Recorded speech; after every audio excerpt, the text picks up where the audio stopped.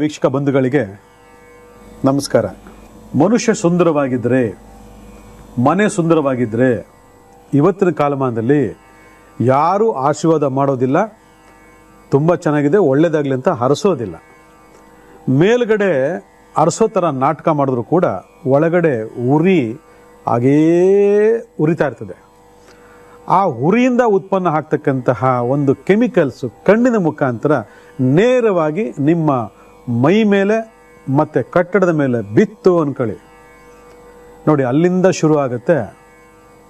ಕೆಲವೊಂದು ಪ್ರಾರಬ್ಧ ಕರ್ಮಗಳು ಹೇಗೆ ಆಕ್ಟಿವೇಟ್ ಆಗ್ತವೆ ಅಂದರೆ ನಿಮಗೆ ಗೊತ್ತೇ ಆಗಲ್ಲ. ವಾಂತಿಯಂತೆ, ಬೇದಿಯಂತೆ, ಬಿಟ್ಟು ಬಿಟ್ಟು ಬರ್ತಕ್ಕಂಥ ಜ್ವರ ಅಂತೆ, ಮೈಕೈಯೆಲ್ಲ ನೋವಂತೆ, ಸುಸ್ತಂತೆ, ಯಾರ ಹತ್ರನೂ ಹೇಳ್ಕೊಳಕ್ಕಾಗಲ್ಲ, ಮಾಡೋಕ್ಕಾಗಲ್ಲ. ಅಂದವಾಗಿ ಚಂದವಾಗಿ ಓಡಾಡ್ತಿರ್ತಕ್ಕಂಥ ಒಬ್ಬ ವ್ಯಕ್ತಿ, ಅದು ಎಸ್ಪೆಷಲಿ ಹೆಣ್ಮಕ್ಳಿಗೆ ಎಫೆಕ್ಟ್ ಜಾಸ್ತಿ ಆಗ್ತದೆ. ಹೆಣ್ಮಕ್ಳು ಏನಾದ್ರು ಸ್ವಲ್ಪ ಎಡವಟ್ಟು ಮಾಡ್ಕೊಂಡ್ರೆ ಸಾಕು, ಅದು ವಾರಗಟ್ಟಲೆ ತಿಂಗ್ಳುಗಟ್ಟಲೆ ಕೆಲಸವನ್ನು ಮಾಡ್ತಿದೆ ಅಂತಂದರೆ ಇವತ್ತು ಎಷ್ಟೋ ಜನ ನಾವು ಅನುಭವಿಸ್ತಾ ಇದ್ದೀವಿ. ಅಂದರೆ ಇವೆಲ್ಲ ನಾವು ಯಾಕೆ ಒಂದೊಂದು ಬಿಡಿಸಿ ಹೇಳ್ತಾ ಇದ್ದೀವಿ ಸುಮಾರು 2 ವಾರಗಳಿಂದ ಅಂತಂದರೆ, ಹೇಗೆಲ್ಲ ಸಮಸ್ಯೆಗಳು ಬರ್ಬೋದು ಅಂತಕ್ಕಂಥ ನಿಮಗೆ ಚೆನ್ನಾಗಿ ಗೊತ್ತಿದೆ. ಆದರೂ ಕೂಡ ಮರ್ತು ಅದಕ್ಕೆ ಮತ್ತೆ ಬಲಿ ಆಗ್ತಾನೆ ಇದ್ದೀವಿ ನಾವು. ಆದರೆ ಇದಕ್ಕೆ ನಾವು ಏನು ಮಾಡ್ಕೋಬೇಕು? ಈಗ ನಾವು ಮನೆ ಕಟ್ಟೋದೇ ತಪ್ಪ, ಸುಂದರವಾಗಿರೋದು ತಪ್ಪ, ಒಳ್ಳೆ ಬಟ್ಟೆ ಒಡವೆ ವಾಚು ಹಾಕೋದೇ ತಪ್ಪ, ಒಳ್ಳೆ ನೀಟಾಗಿ ತಲೆ ಬಾಚ್ಕೊಳ್ಳೋದೇ ತಪ್ಪ ಅಂತಂದರೆ ಯಾವುದೂ ತಪ್ಪಲ್ಲ, ಅವೆಲ್ಲ ಅವಶ್ಯಕ ಬೇಕಾಗಿರ್ತಕ್ಕಂಥದ್ದು. ಆದರೆ ಆ ದೃಷ್ಟಿ ಆಗ್ತಕ್ಕಂಥ ಕೆಮಿಕಲ್ಸ್ ನಿಮ್ಮ ಮೈಗೆ ಬಂದು ತಾಗುತ್ತಲ್ಲ, ಯಾಕೆ ಅನ್ನೋದ್ರ ಬಗ್ಗೆ ಯಾರಾದರೂ ಯೋಚನೆ ಮಾಡಿದ್ದೀರಾ? ಇವತ್ತು ಮನುಷ್ಯನಿಗೆ ದೃಷ್ಟಿ ತಾಗಿದ್ರೆ ನಾನಾ ರೀತಿಯಾದ ಅನಾರೋಗ್ಯಗಳು ನಮಗೆ ಹುಡ್ಕೊಂಬರ್ತವೆ. ಯಾವ ಡಾಕ್ಟರ್ ಓದೋದಕ್ಕೆ ಚಿಕಿತ್ಸೆ ಇಲ್ಲ, ಅದಕ್ಕೆ ಏನು ಮಾಡಬೇಕು ಅದು ಮಾಡಿದ್ರೆ ನಿಲ್ಲೋದದು. ವೈದ್ಯಕೀಯ ಚಿಕಿತ್ಸೆಗೆ ಇದರಲ್ಲಿ ಯಾವುದೇ ಚಿಕಿತ್ಸೆ ಇಲ್ಲ. ವೈದ್ಯಕೀಯ ಚಿಕಿತ್ಸೆ ತಾತ್ಕಾಲಿಕವಾಗಿದ್ರು ಕೂಡ ಇಲ್ಲಿ ವೈದಿಕವಾಗಿ ಮಾಡ್ತಕ್ಕಂಥ ಚಿಕಿತ್ಸೆ ಅದಕ್ಕೆ ಪರಿಪೂರ್ಣವಾದಂಥ ಪರಿಹಾರ. ಆದರೆ ನಮಗೆ ಯಾಕೆ ತಾಗುತ್ತೆ? ಯಾರೋ ದೃಷ್ಟಿ ಯಾಕೆ ನಮ್ಗೆ ಯಾಕೆ ತಾಗುತ್ತೆ? ನಮಗೆ ಯಾಕೆ ಇಷ್ಟೊಂದು ಹಿಂಸೆ ಆಗುತ್ತೆ? ಅಲ್ಲಿಗೆ ಹೊರಗಡೆ ಹೋಗೋದೇ ತಪ್ಪ ಅಂತಂದರೆ ಖಂಡಿತ ಅಲ್ಲ. ನಮ್ಮ ಒಳಗಡೆ ಒಂದು ವೀಕ್ನೆಸ್ಸು ಅದನ್ನು ಪ್ರಚೋದನಕಾರಿಯಾಗಿ ಆಕರ್ಷಣೆ ಮಾಡ್ತು ಅಂದಾಗ ಅದು ನಮಗೆ ಬಹಳ ತೊಂದರೆಯನ್ನು ಕೊಡ್ತದೆ. ಇದು ಒಂದನೇದು. ಇದೆಲ್ಲ ನಿಮ್ಗೆ ಗೊತ್ತಿರ್ತಕ್ಕಂಥ ವಿಚಾರವೇ. ಎರಡನೇದು, ಕಟ್ಟಡದ ಮೇಲೆ, ಯಾಕಂದರೆ ನಮ್ಮ ಅನುಪಮರು ಹೇಳ್ದಂಗೆ ಬಣ್ಣ ಬದ್ದ ಮೇಲೆ ಆ ಮನೆ ಅಂದ ಚಂದ ದ್ವಿಗುಣ ಆಗ್ತಕ್ಕಂಥದ್ದು, ಕಂಗೊಳಿಸ್ತಕ್ಕಂಥದ್ದು. ಕೆಲವು ಸಾಲ ಸೋಲ್ದಲ್ಲೇ ಮಾಡಿರ್ತಾರೆ. ಆದರೆ ಆ ಕಣ್ಣು ಬೀಳ್ತದೆ ನೋಡ್ರಿ, ಅಕ್ಕಪಕ್ಕದಲ್ಲಾಗಿರ್ಬೋದು, ಬಂಧು ಬಳಗದಾಗಿರ್ಬೋದು, ಸ್ನೇಹಿತರಾಗಿರ್ಬೋದು, ಕಣ್ಣು ಬೀಳ್ತ ನೋಡಿ, ಏನಾಗುತ್ತೆ ಅಂತ ನೀವು ಕೇಳ್ಬೋದು. ಇದನ್ನು ಇಲ್ಲಿವರೆಗೂ ಯಾರೂ ಕಂಡಿಡಿದಿಲ್ಲ, ಇಲ್ಲಿವರೆಗೂ ಯಾರು ಇದನ್ನು ಹೇಳಲಿಲ್ಲ. ಹೌದು, ಕಟ್ಟಡಕ್ಕೆ ದೃಷ್ಟಿ ಬಿದ್ದರೆ ಏನಾಗ್ತದೆ ಹೇಳ್ತೀನಿ, ಕೇಳಿಸ್ಕೊಳ್ಳಿ. ಕಟ್ಟಡಕ್ಕೆ ದೃಷ್ಟಿ ಬಿದ್ದರೆ ಬಿರುಕು ಬಿಡ್ತದೆ. ನೀವು ಹೇಳ್ಬೋದು, ಸರಿಯಾಗಿ ಮೇಸ್ತ್ರಿ ಸಿಮೆಂಟ್ ಹಾಕಲಿಲ್ಲ, ಸರಿಯಾಗಿ ಕ್ಯೂರಿಂಗ್ ಮಾಡಲಿಲ್ಲ ಅಂತ. ಎಂತೆಂಥ ಕ್ಯೂರಿಂಗು ಎಂತೆಂಥ ಮೆಟೀರಿಯಲ್ ಹಾಕಿ ಮಾಡಿದ್ರು ಕೂಡ ಆ ಪರ್ಟಿಕ್ಯುಲರು ಎದುರುಗಡೆ ಎಲ್ಲೆಲ್ಲಿ ದೃಷ್ಟಿ ಬಿದ್ದುತ್ತೋ ಅಲ್ಲೇ ಓಪನ್ ಆಗಿರ್ತದೆ, ಅವಳು ಹಾವು ಥರ ಹೋಗಿರ್ತದೆ ಆ ಬಿರುಕುಗಳು. ಇದೆಲ್ಲ ಕಾರಣ ಅರ್ಥ ಮಾಡ್ಕೊಳ್ಳಿ. ಆ ದೃಷ್ಟಿ ದೋಷಕ್ಕೆ, ಆ ದೃಷ್ಟಿಗೆ ಎಂತಹ ಒಂದು ಶಕ್ತಿ ಇದೆ ಅಂತಕ್ಕಂಥದ್ದು ತಿಳ್ಕೊಳ್ಳಿ. ಅಲ್ಲಿಗೆ ನಾವು ಇದರಿಂದ ಪಾರಾಗೋ ಬಗೆ ಹೇಗೆ? ಮನೆಯ ಅಂದ ಚಂದವ ಕಟ್ಟೋದೇ ತಪ್ಪ, ಬಾಳಿ ಬದುಕೋದೇ ಚಪ್ಪ. ಅಲ್ಲಿಗೆ ಇವ್ರ ಕಣ್ಣಿಗೆ ನಾವು ಯಾವ ರೀತಿ ಕಾಣಿಸ್ತೀವಿ ಅಂತಕ್ಕಂಥ ಲೆಕ್ಕಾಚಾರ ಭಾಳ ಜನ ಇವತ್ತಲ್ಲಿರ್ಬೋದು.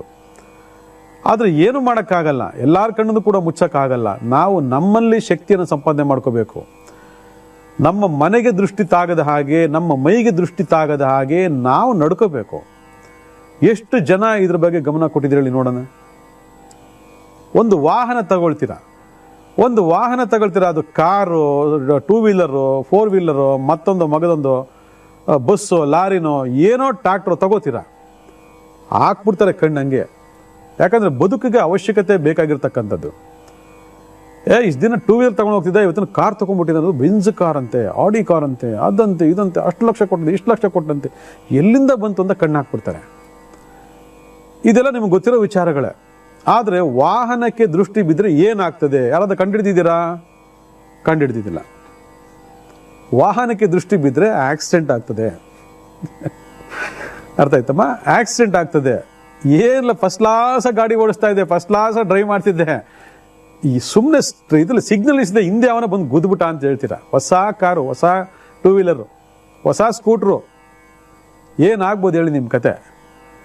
ಈ ಥರ ಹಲವಾರು ಘಟನೆಗಳು ನಮ್ಮಲ್ಲಿ ದಿನನಿತ್ಯ ನಡೀತಾ ಇದ್ರು ಕೂಡ ವಿಶೇಷವಾಗಿ ಅಲ್ಲಿ ನಡೀತಕ್ಕಂತಹ ಒಂದು ಚಟುವಟಿಕೆ ಅಂದರೆ ಆ ಕೆಮಿಕಲ್ಸ್, ದೃಷ್ಟಿ ದೋಷದ ಒಂದು ಕೆಮಿಕಲ್ಸು ಈ ರೀತಿ ಎಲ್ಲ ಪರಿಣಾಮಗಳನ್ನು ಉಂಟು ಮಾಡ್ತಿದೆ ಅಂತಂದರೆ ಇವತ್ತು ಅದನ್ನೆಲ್ಲ ಅನುಭವಿಸ್ಕೊಂಡು ಹೋಗ್ತಿದೆ ಹೊರತು ಅದಕ್ಕೆ ಯಾರು ಪ್ರೊಟೆಕ್ಷನ್ಗೆ ಇವತ್ತರೆಗೂ ಯಾರು ತಲೆ ಕೆಡಿಸ್ಕೊಂಡೇ ಇಲ್ಲ.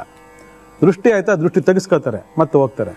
ಇನ್ನು ಹೆಚ್ಚಿನ ತೊಂದರೆಗಳು ಆಗೋಗಿ ಪ್ರಾಣಗಳೇ ಹೊರಟೋಗಿದ್ದಾವೆ. ಎಷ್ಟೋ ಜನ ಸೂಸೈಡ್ ಮಾಡ್ಕೊಂಡು ಸತ್ತೋಗಿದ್ದಾರೆ, ತಡ್ಕೊಳಕ್ಕಾಗಿಲ್ಲ, ಇದನ್ನ ಆ ನೋವು ಯಾತನೆ ತಡ್ಕೊಳಕ್ಕಾಗಿಲ್ಲ. ಈ ಥರ ಹಲವಾರು ವಿಚಾರಗಳು ನಮ್ಮಲ್ಲಿ ನಡೀತಾ ಇದ್ರು ಕೂಡ ನಾವು ಹಾಗೇ ಇರ್ತೀವಿ. ಒಂದು ದಾಂಪತ್ಯ ತಗೊಂಡಾಗ ಒಂದು ಗಂಡ ಹೆಂಡತಿ ಅನ್ಯೋನ್ಯವಾಗಿದ್ರೆ ಕಣ್ಣಾಕ್ಬಿಡ್ತಾರೆ. ಓ, ಮನೆ ಕಟ್ಸ್ತಾ, ಗಾಡಿ ತಗೊಂಡ, ದಾಂಪತ್ಯ ಎಷ್ಟು ಚೆನ್ನಾಗಿದೆ, ಎಂಥ ಹುಡುಗಿ ಸಿಕ್ಬಿಟ್ಲಿ ಇವನಿಗೆ, ಎಂಥ ಹುಡುಗ ಸಿಕ್ಬಿಟ್ಟ, ನಮಗೆ ಸಿಕ್ತಾರಲ್ಲೋ ಗೊತ್ತಿಲ್ಲ, ಇವರಂತೂ ಹಾಳಾಗಿ ಹೋಗ್ಲಿ ಅಂದ್ಬಿಟ್ರೆ ಮುಗಿದೋಯ್ತು ಕತೆ. ಹಂಗೆ ಛಿದ್ರ ಆ ಗಂಡ ಹೆಂಡತಿ ಬದುಕು. ಯಾಕಾಗ್ತದೆ? ಆ ಭಾವನಾತ್ಮಕ ಸಂಬಂಧದ ಮೇಲೆ ದೃಷ್ಟಿ ಆಗ್ತಾರೆ, ಅದು ಹಂಗೆ ಛಿದ್ರ ಆಗೋಗ್ತದೆ. ದಾಂಪತ್ಯ ಛಿದ್ರ ಆಗುತ್ತಕ್ಕಂತಹ ಉದಾಹರಣೆಗಳು ನಮ್ಮಲ್ಲಿ ಸಾಕಷ್ಟು ಇದಾವೆ. ಎಷ್ಟೋ ಕುಟುಂಬಗಳು ಇದ್ರ ಬಗ್ಗೆ ಇವತ್ತು ಕೂಡ ಅನುಭವಿಸ್ತದೆ, ಮುಂದೆ ಕೂಡ ಅನುಭವಿಸ್ತಾರೆ.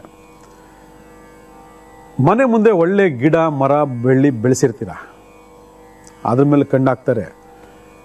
ಗ್ರಾಮೀಣ ಪ್ರದೇಶ ನಮ್ಮ ರೈತ ಬಾಂಧವರು ಅಂತ ತಗೊಂಡಾಗ ಒಳ್ಳೊಳ್ಳೆ ಬೆಳೆ ಹಾಕಿರ್ತಾರೆ. ಒಬ್ಬನಿಗೆ ಬೆಳೆ ನಷ್ಟ ಆಗಿರ್ತದೆ, ಆರ್ಥಿಕ ಸಂಕಷ್ಟದಲ್ಲಿರ್ತಾನೆ. ಇನ್ನೊಬ್ರು ಒಳ್ಳೆ ಬೆಳೆ ಹಾಕಿರ್ತಾರೆ, ಅವ್ರದ್ದು ಏನೋ ಒಂದು ಒಳ್ಳೆ ಅದೃಷ್ಟ, ಸಮೃದ್ಧಿಯಾಗಿರ್ತಕ್ಕಂಥ ಬೆಳೆ ಬರ್ತದೆ, ಕಣ್ಣಾಕ್ಬಿಡ್ತಾರೆ. ಒಂದು ಗಿಡ ಮರ ಬಳ್ಳಿ ಮೇಲೆ, ಒಂದು ಬೆಳೆ ಮೇಲೆ ದೃಷ್ಟಿ ಬಿದ್ದರೆ ಏನಾಗ್ತದೆ?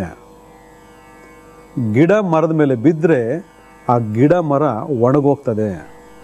ಬೆಳೆ ಮೇಲೆ ಕಣ್ಣು ದೃಷ್ಟಿ ಬಿದ್ದರೆ ಬೆಳೆ ನಾಶವಾಗ್ತದೆ. ಯಾರು ಕಣ್ಣು ಬಿದ್ದು ನನ್ನ ಬೆಳೆಲ್ಲ ನಾಶ ಆಗೋಯ್ತು ಅಂತ ಇವತ್ತು ಭಾಳ ಜನ ನಮ್ಮ ರೈತ ಬಾಂಧವರು ಪಾಪ ಒದ್ದಾಡ್ತಾರೆ. ಯಾಕಂದ್ರೆ ಆ ಹಿಂದೆ ಇರ್ತಕ್ಕಂಥ ಕಷ್ಟವೇ ಅದು ಹೇಳಲು ಅಸಾಧ್ಯ. ಆ ಕಷ್ಟವೇ ಅನುಭವಿಸಿದಾಗ ಮಾತ್ರ ಗೊತ್ತಾಗ್ತಕ್ಕಂಥದ್ದು. ಆದರೆ ಈ ಥರ ಎಲ್ಲ ವಿಚಿತ್ರವಾಗಿರ್ತಕ್ಕಂತಹ ತೊಂದರೆಗಳನ್ನು ಆಯಾ ವಿಭಾಗ ಬಂದಾಗ ನಾವು ಅನುಭವಿಸ್ತಾ ಇರ್ತೀವಿ. ಇನ್ನು ಬಿಸ್ನೆಸ್ ಭಾಳ ಚೆನ್ನಾಗಿ ವ್ಯಾಪಾರ ಮಾಡ್ತಾ ಇದ್ದೀವಿ, ಏನು ಅದ್ಭುತ ವ್ಯಾಪಾರ, ಯಾರಿಗೂ ಆಗದಿರ್ತಕ್ಕಂಥ ವ್ಯಾಪಾರ ನಮಗಾಗ್ತಾ ಇದೆ, ಯಾರಿಗೂ ಬರ್ದಿರೋ ಜನ ನಮಗೆ ಬರ್ತಾ ಇದ್ದಾರೆ, ಒಳ್ಳೊಳ್ಳೆ ಪ್ರಾಡಕ್ಟು, ಒಳ್ಳೆ ಹೆಸರು, ಒಳ್ಳೆ ಗೌರವ, ಒಳ್ಳೆ ಸ್ಥಾನಮಾನ ಸಿಗ್ತಾ ಇದೆ. ಒಂದು ಸಣ್ಣ ದಿನಸಿ ಅಂಗಡಿಯಿಂದ ಹಿಡಿದು ದೊಡ್ಡ ಮಟ್ಟದ ವ್ಯಾಪಾರ ಕೇಂದ್ರಗಳಿಗೂ ಇದು ಅನ್ವಯ ಆಗ್ತದೆ. ಏನಾದರೂ ಬಿತ್ತು ಅಂದ್ಕೊಳ್ಳಿ ದೃಷ್ಟಿ, ಆ ವ್ಯಾಪಾರ, ಆ ಬಿಸ್ನೆಸ್ಸು ಎಲ್ಲ ನಷ್ಟ ಆಗೋಗ್ತದೆ, ನಷ್ಟ ಆಗಿ ಶುರು ಆಗ್ತದೆ, ದಿನ ದಿನ ದಿನ ದಿನ ನಷ್ಟ ಆಗಿ ಶುರು ಆಗ್ತದೆ. ಎಷ್ಟು ಜನ ಅನುಭವಿಸ್ತಾ ಇಲ್ಲ ನೀವೇ ಹೇಳಿ ನೋಡೋಣ.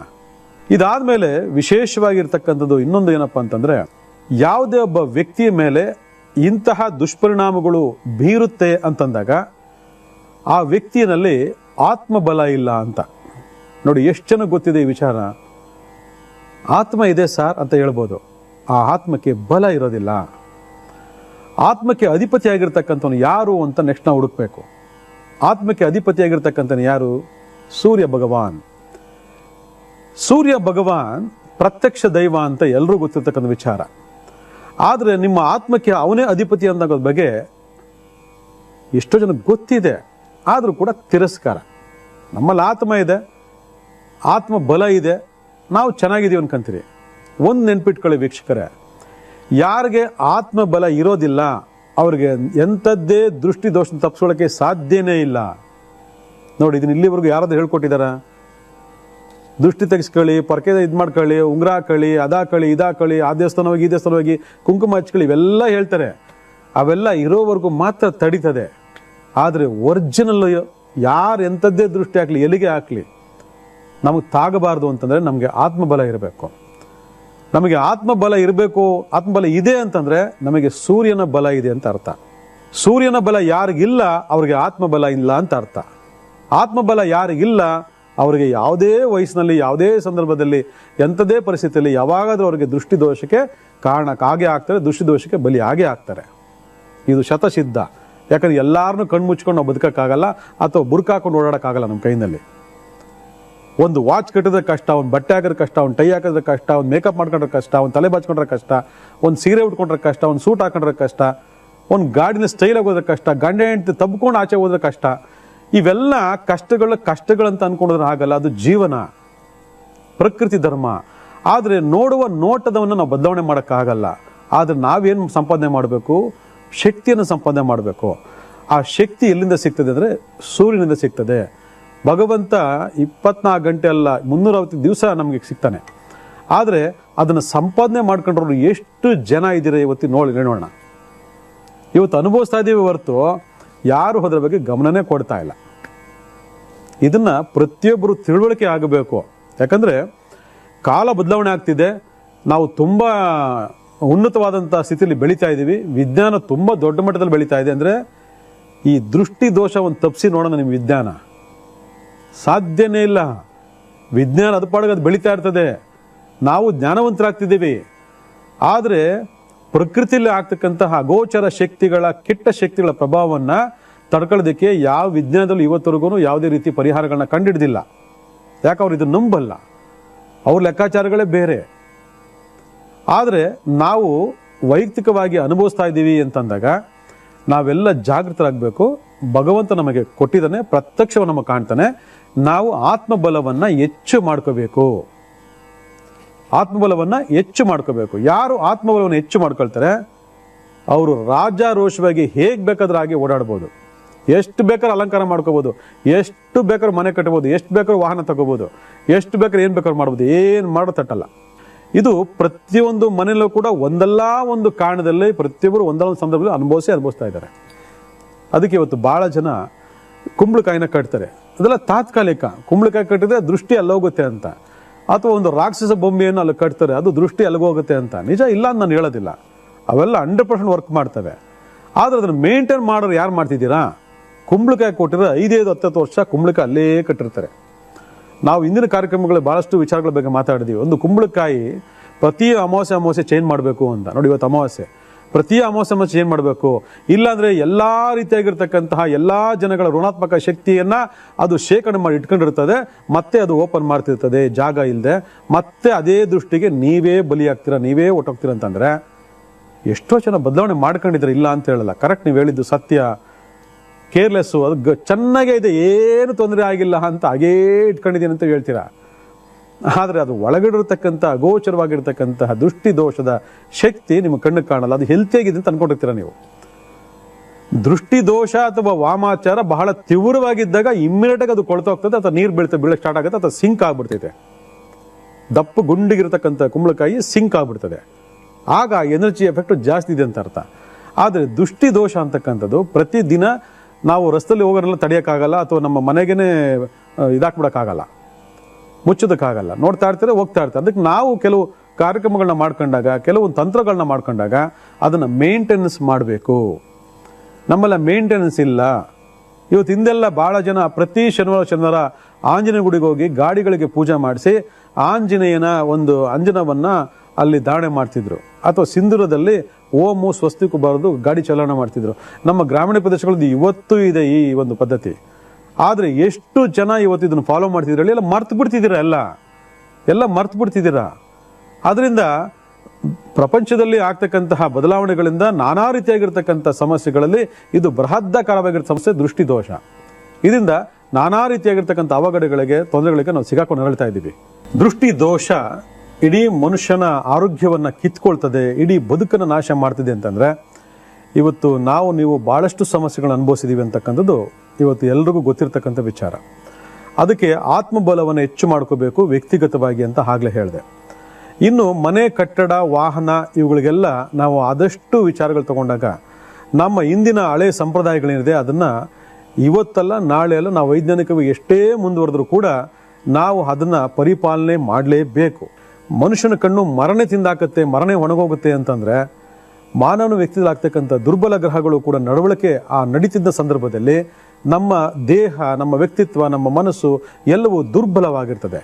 ಆ ದುರ್ಬಲವಾದ ಸಂದರ್ಭದಲ್ಲಿ ನಾವು ಏನೋ ಒಂದು ಸ್ವಲ್ಪ ನಡೆಯೋಣ ಅಂತ ಹೋದ ಸಂದರ್ಭದಲ್ಲಿ ಈ ಥರ ಬಹಳ ಪವರ್ಫುಲ್ ಆಗಿರ್ತಕ್ಕಂಥ ಶಕ್ತಿತ್ವವಾಗಿರ್ತಕ್ಕಂತಹ ಆ ದೃಷ್ಟಿ ದೋಷ ಅಂತಕ್ಕಂಥ ಮೇಲೆ ಬಿತ್ತು ಅಂತಂದಾಗ ಅದರ ತೀವ್ರತೆ ಇನ್ನೂ ಜಾಸ್ತಿ ಇರ್ತದೆ. ಅದಕ್ಕೆ ಸದಾ ಕಾಲ ನೋಡಿ, ಒಂದು ಮಾಟ ಮಂತ್ರ ಆಗಿರ್ಬೋದು, ಒಂದು ದೃಷ್ಟಿ ದೋಷ ಆಗಿರ್ಬೋದು, ಇವೆಲ್ಲದನ್ನು ನೀವು ತಪ್ಪಿಸ್ಕೊಳ್ಬೇಕು ಅಂತಂದರೆ ನೀವು ಆತ್ಮಬಲವನ್ನು ಹೆಚ್ಚು ಮಾಡ್ಕೋಬೇಕು. ಆತ್ಮಬಲ ಹೆಚ್ಚು ಮಾಡ್ಕೊಳ್ಳೋದಕ್ಕೆ ಹಲವಾರು ಮಾರ್ಗಗಳಿದ್ದಾವೆ.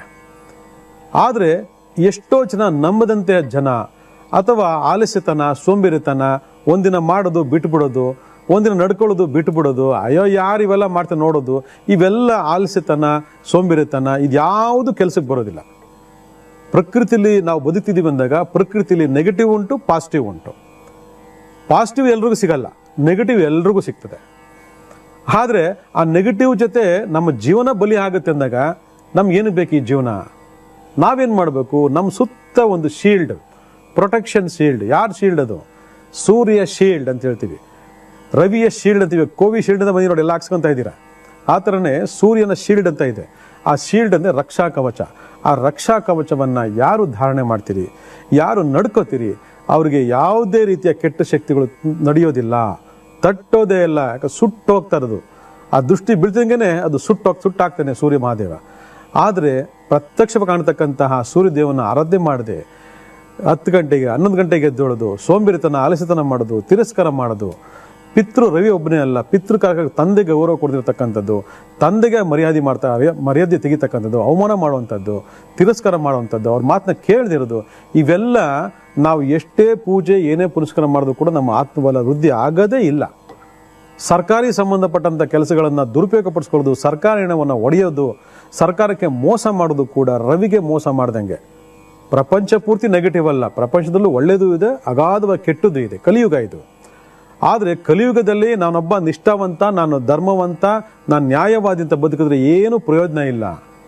ಯಾಕಂದ್ರೆ ನಮ್ಮೊಳಗಡೆ ಏನಿದೆ ಅಂತ ಗೊತ್ತಾಗಲ್ಲ, ನಮ್ಮ ಮನಸ್ಸು ಮಾತ್ರ ಗೊತ್ತಿರ್ತದೆ ಅಷ್ಟೇ.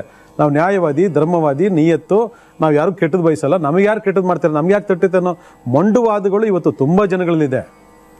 ಇವೆಲ್ಲ ಯಾವುದು ಕೆಲಸಕ್ಕೆ ಬರೋದಿಲ್ಲ. ಆತ್ಮಬಲ ಇದ್ದರೆ ನಿಮ್ಗೆ ಅವಾಯ್ಡ್ ಆಗ್ಬಿಡ್ತದೆ, ಇಲ್ಲ ಅಂತ ನಾನು ಹೇಳಲ್ಲ. ಆದರೆ ಆತ್ಮಬಲ ಇಲ್ಲದೆ ಇದ್ದಾಗ, ಪಿತೃದೋಷಗಳಿದ್ದಾಗ, ಮಾತೃದೋಷಗಳಿದ್ದಾಗ ನೀವು ಏನು ಮಾಡಿದ್ರೂ ಅವೆಲ್ಲ ನಿಮ್ಗೆ ತಗಲಬೇಕು. ಯಾಕಂದ್ರೆ ತಗಲಿದಾಗಲೇ ಇವೆಲ್ಲ ಒಂದೊಂದೇ ಫೈಲ್ಗಳು ಓಪನ್ ಆಗ್ತವೆ. ನೋಡಿ, ನಿಮ್ಗೆ ಪಿತೃದೋಷ ಐತೆ, ಜಾತಕ ತೆಗೆದು ನೋಡಿದೆ ಅಂತ ನಾವೇ ಹೇಳ್ತೀವಿ, ಇಲ್ಲೇ ಹೇಳ್ತೀವಿ. ನೋಡಿ, ಎಷ್ಟೋ ಜನ ಸಮಸ್ಯೆಗಳು ಹೊತ್ಕೊಂಡ್ಬಂದಾಗ ಫೋನ್ ಮಾಡ್ತಾರೆ, ನೋಡಿ ಇಂಥ ದೋಷ ಇದೆ, ಇಂಥದ್ದು ನಿಂಗೆ ಸಿಗ್ತಾ ಇಲ್ಲ ಅಂದಾಗ ಅದು ಪರಿವರ್ತನೆ ಮಾಡ್ಕೊಳ್ಳೋದಕ್ಕೆ ಅದೊಂದು ಸಮಸ್ಯೆ ಕಾರಣ ಆಗ್ತದೆ. ಯಾರು ಏನು ಬೇಕಾದ್ರೂ ಮಾಡ್ಕೊಳ್ಳಿ, ಆ ಕೆಟ್ಟದ್ದೇ ನಮಗೆ ಒಳ್ಳೆಯದಾಗಿ ಪರಿವರ್ತನೆ ಆಗ್ತಿದೆ ಅಂದಮೇಲೆ ಅದು ವಿಧಿ ನಿಯಮ, ವಿಧಿ ನಿರ್ಣಯ. ನಾವು ಆ ಮನಸ್ಥಿತಿಯನ್ನು ಬೆಳೆಸ್ಕೊಳ್ಬೇಕು, ಅದನ್ನು ನೋಡ್ತಕ್ಕಂತಹ ಮನಸ್ಥಿತಿಯನ್ನು ಬದಲಾವಣೆ ಮಾಡ್ಕೋಬೇಕು. ಅದರಿಂದ ಇವತ್ತು ಯಾವುದೇ ಒಂದು ಅನಾರೋಗ್ಯಕ್ಕೆ ಇಷ್ಟೆಲ್ಲ ಕರ್ಮಗಳು ಕೂಡ ಕೆಲಸ ಮಾಡುತ್ತೆ ಅಂತಂದರೆ ನಾವು ಎಷ್ಟೊಂದು ಜಾಗೃತಿ ವಹಿಸಬೇಕು. ಪ್ರಕೃತಿ ಅಗಾಧವಾಗಿ ನಮಗೆಲ್ಲವನ್ನು ಕೊಟ್ಟಿದೆ. ಆ ಅಗಾಧವಾಗಿ ಕೊಟ್ಟಿರ್ತಕ್ಕಂತಹ ಪಾಸಿಟಿವ್ ಎನರ್ಜಿ, ಧನಾತ್ಮಕ ಶಕ್ತಿಯನ್ನು ನಾವು ನಮ್ಮ ಮನೆಯಲ್ಲಿ, ನಮ್ಮ ನಡವಳಿಕೆಗಳಲ್ಲಿ, ನಮ್ಮ ಹೊರಗಡೆ ಪರಿಸರದಲ್ಲಿ ನಾವು ಯಾವತ್ತು ಅಳವಡಿಸ್ಕೊಳ್ತೀವೋ ಅವತ್ತು ಆ ಧನಧ್ರುವ ಶಕ್ತಿ ಅಂತಕ್ಕಂಥದ್ದು ನಮ್ಮ ಸುತ್ತ ಇರ್ತದೆ. ಆವಾಗ ಯಾವ ಒಂದು ಕೆಟ್ಟ ಶಕ್ತಿ ತಾಗಲ್ಲ. ಯಾಕಂದರೆ ಎಲ್ಲ ಗ್ರಹಗಳಿಗೂ ರಾಜ ಯಾರು? ಸೂರ್ಯದೇವ, ಸೂರ್ಯ ಭಗವಾನ್. ಅವನನ್ನೇ ನೋಡ್ತಾ ಇಲ್ಲ ನಾವಿವತ್ತು, ಅವನನ್ನೇ ನೋಡ್ತಾ ಇಲ್ಲ. ನಾವೇನು ಮಾಡ್ತಾ ಇದ್ದೀವಿ? ಇದೆಲ್ಲ ಒಂದ್ಸರಿ ಆತ್ಮವಿಮರ್ಶೆಯನ್ನು ಪ್ರತಿಯೊಬ್ಬರು ಮಾಡ್ಕೋಬೇಕು. ಆ ಮಾಡ್ಕೊಂಡಾಗಲೇ ನಾವೇನು ತಪ್ಪು ಮಾಡ್ತಿದ್ದೀವಿ, ನಾವು ಎಲ್ಲಿ ಎಡುತ್ತಾ ಇದ್ದೀವಿ, ನಾವು ಈ ಥರ ಎಲ್ಲ ಮಾಡಿಕೊಂಡು ಯಾರಿಗೆ ಅವಕಾಶವನ್ನು ಮಾಡ್ಕೊಡ್ತೀವಿ ಅನ್ನೋ ಬಗ್ಗೆ ನಾವು ಅರಿವುಂಟು ಮಾಡ್ಕೊಂಡಾಗ ಮಾತ್ರ ನಮ್ಮ ಕುಟುಂಬ, ನಮ್ಮ ಸದಸ್ಯರು, ನಮ್ಮ ಸ್ನೇಹಿತರು, ನಮ್ಮ ಬಂಧು ಬಳಗ ಎಲ್ಲರಲ್ಲೂ ಕೂಡ ಒಂದು ವಿಚಾರ ವಿನಿಮಯ ಮಾಡ್ಕೊಳ್ಳೋದಕ್ಕೆ ಅವಕಾಶ ಆಗುತ್ತೆ. ನಮಗೆ ವಿಚಾರ ಗೊತ್ತಿಲ್ಲ ಅಂತಂದರೆ ಇನ್ನೊಬ್ರು ಏನು ಮಾಡ್ತೀವಿ? ಎಷ್ಟೋ ಕಡೆ ನಮ್ಮಲ್ಲೂ ಗೊತ್ತಿಲ್ಲದಂಗೆ ಜಲಸ್ ಉತ್ಪನ್ನ ಆಗ್ತದೆ. ನಮಗೆ ಜಲಸ್ ಬಂದ್ಬಿಡ್ತದೆ, ನಮಗೆ ಹೊಟ್ಟೆಯವ್ರಿಗೆ ಬರ್ತದೆ. ನಮ್ಗೆ ಗೊತ್ತಾಗಿದ್ದು ಪ್ರಕೃತಿ ಧರ್ಮ ಇದು. ಆದರೆ ನಮ್ಮೊಳಗಡೆ ಪರಿವರ್ತನೆ ಮಾಡ್ಕೊಳ್ಳೋದಕ್ಕೆ ಅಗಾಧವಾದ ಶಕ್ತಿ ಕೊಟ್ಟಿದ್ದಾನೆ. ಅದೇ ಪಂಚಭೂತಗಳ ಪ್ರತಿರೂಪವೇ ನವಗ್ರಹಗಳು. ಆ ನವಗ್ರಹಗಳ ಮತ್ತೊಂದು ಶಕ್ತಿಯೇ ಧನಾತ್ಮಕವಾಗಿರ್ತಕ್ಕಂಥ ವಾಸ್ತು. ಅದಕ್ಕೆ ಪಂಚಭೂತಗಳ ಸಮನ್ವಯ ಶಕ್ತಿ ಕೇಂದ್ರವೇ ವಾಸ್ತು ಅಂತ ಹೇಳ್ತೀವಿ. ಅದರಿಂದ ದೇಹ, ಪ್ರಕೃತಿ ಎಲ್ಲ ಕಡೆ ಕೂಡ ನಾವು ಪರಿವರ್ತನೆ ಮಾಡ್ಕೊಳ್ಬೇಕು. ಅದಕ್ಕೆ ಸಹಸ್ರಾರು ಚಕ್ರದಿಂದ ಮೂಲಾಧಾರ ಚಕ್ರದವರೆಗೂ ಕೂಡ 7 ಚಕ್ರಗಳ ಪರಿಣಾಮ ನಮ್ಮಲ್ಲಿದೆ. ಅದನ್ನು ಒಬ್ಬರಾದರೂ ತೆಗೆದು ನೋಡುವಂಥ ಒಂದು ಪರಿಸ್ಥಿತಿಗೆ ಹೋಗಿದ್ದೀರಾ? ಕಾಯಿಲೆ ಬಂದಾಗ ಹಣ್ಣು ತಿನ್ನೋದು, ಕಾಯಿಲೆ ಬಂದಾಗ ಡಾಕ್ಟರ್ ಹೋಗೋದು, ಅಷ್ಟೇ ನಮಗೆ ಗೊತ್ತಿರೋದು. ಕಾಯಿಲೆ ಬರೋದಕ್ಕಿಂತ ಮುಂಚೆ ನಾವೇನು ಪ್ರಿಕಾಷನ್ ತಗೋಬೇಕು, ದೃಷ್ಟಿ ದೋಷ ಆಗೋದಕ್ಕೆ ಮುಂಚೆ ನಾವೇನು ಪ್ರಿಕಾಷನ್ ತಗೋಬೇಕು, ಒಬ್ಬರಲ್ಲೂ ಐಡಿಯಾ ಬರೋಲ್ಲ. ಯಾಕಂದರೆ ಪ್ರಕೃತಿ ಇರೋದೇ ಹಾಗೆ. ಮೊದಲು ಬಡಿಸ್ಕೋಬೇಕು, ಆಮೇಲೆ ಹುಡುಕಾಡಬೇಕು. ಇದು ಒಳ್ಳೆಯದಲ್ಲ. ಅದಕ್ಕೆ ಚಕ್ರಗಳನ್ನು ತಗೊಂಡಾಗ ಪ್ರತಿಯೊಬ್ಬ ಮಾನವನಲ್ಲೂ ಕೂಡ 7 ಚಕ್ರಗಳ ಒಂದು ಸಮ್ಮಿಲನ ಇದೆ. ಅದ್ಭುತವಾಗಿರ್ತಕ್ಕಂಥ ಚಕ್ರಗಳು. ಅದ್ರಲ್ಲಿ ಒಂದು ಸ್ವಲ್ಪ ಬ್ಯಾಲೆನ್ಸ್ ಆಯಿತು ಅಂದರೆ ನಿಮ್ಮ ದೇಹ ದುರ್ಬಲವಾಗ್ತದೆ. ಅದು ಕಣ್ಣಿಗೆ ಕಾಣಿಸಲ್ಲ, ಅದು ದೇಹ ದುರ್ಬಲವಾಗ್ತದೆ. ಒಂದ್ಸರಿ ದೇಹ ದುರ್ಬಲವಾಯಿತು ಅಂದರೆ ಆ ಚಕ್ರಗಳನ್ನು ಸರಿ ಮಾಡಿಕೊಂಡು ಅದಕ್ಕೊಂದು ಶಕ್ತಿ ತುಂಬೋವರೆಗೂ ನೀವು ಏನೇ ಮಾಡಿದ್ರು ಮುಂದೆ ಬರಲಿಕ್ಕಾಗಲ್ಲ. ಆಗ ಆ ಸಮಸ್ಯೆ ಈ ಸಮಸ್ಯೆ ಅಂತ ಒದ್ದಾಡದೆ ಆಗತ್ತೆ ಹೊರತು ಇದಕ್ಕೆ ಬರೀ ಓದ್ಕೊಂಡಿರ್ಬೇಕಂತೆ MBBS ಮಾಡಿರ್ಬೇಕಂದ್ರೆ ಅದು ಲೆಕ್ಕಾಚಾರ ಅಲ್ಲ. ಎಲ್ಲರಲ್ಲೂ ಇದೆ. ಒಬ್ಬ ಭಿಕ್ಷೆ ಹಿಡಿದು ಕೋಟ್ಯಾಧಿಪತಿಯವರು ಕೂಡ ಎಲ್ಲರೂ ಇದನ್ನು ಬಳಸ್ಕೊಳ್ಬೋದು. ಪ್ರಕೃತಿ ಅಗಾಧವು ನಮಗೆ ಕೊಟ್ಟಿದೆ. ಮನಸ್ಸು ಬೇಕಷ್ಟೇ, ನಮಗೆ ಮನಸ್ಸು ಆಗ್ಬೇಕಷ್ಟೇ, ಆ ಜ್ಞಾನೋದಯ ನಮ್ಗೆ ಆಗ್ಬೇಕಷ್ಟೇ. ಈ ಕಾರ್ಯಕ್ರಮ ನೋಡಿದನ್ನು ಬಳಸ್ಕೊಳ್ತೀರಾ, ತಿಳ್ಕೊಳ್ತೀರ ಅಂತ ನಂಬ್ಕೊಂಡಿದ್ದೀನಿ. ಒಳ್ಳೇದಾಗಲಿ.